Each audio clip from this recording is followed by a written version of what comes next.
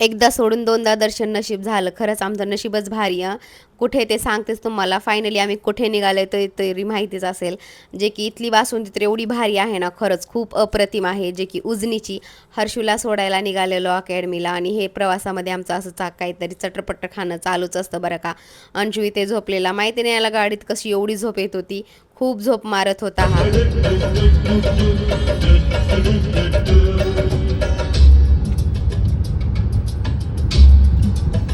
इथे अंशू ना एवढा झोपला ना, खूप क्यूट असं झोपणं होतं याचं. 2-3 तास तरी हा फुल म्हणजे रस्त्यामध्ये झोपलेला आहे. फायनली इथे रात्री पोहोचलो आम्ही डिनरसाठी, जे की खूप सगळ्यांना खूप म्हणजे खूप भुका लागलेल्या होत्या. फायनली इथे जेवण तेवढं काही खास नाही भेटत, तरीही आम्ही आता पर्याय नव्हता म्हणून जे भेटेल ते म्हणजे जेवण केलेलं आहे भरपेट, कारण दुसऱ्या दिवशी हर्षूला सोडायचं होतं.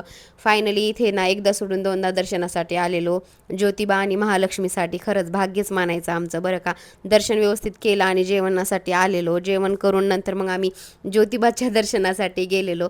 ज्योतिबाचं दर्शन करून परत हर्षूच्या अकॅडमीसाठी त्याला सोडलेलं आणि उरलं सुरलं सामान परत त्याला घेऊन द्यायला आलेलो इथे मॉलमध्ये. बाय.